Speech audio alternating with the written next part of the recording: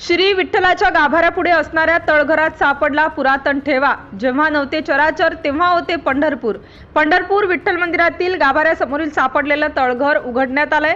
पुरातत्व विभागाच्या अधिकाऱ्यांनी या तळघरात पाहणी केली। या तळघरातून मूर्ती आणि पादुका सापडल्या आहेत, तर विष्णू बालाजी रूपातील 3 ते 4 फूट उंची असलेली मूर्ती सापडली आहे। पुरातत्व विभागाचे सहाय्यक संचालक विलास वहाने आणि वास्तुविशारद तेजस्विनी आपळे हे तळघर उघडून आत गेले होते। त्यांना भग्न मूर्ती आणि पादुका आढळल्या, त्या त्यांनी बाहेर काढल्या आहेत।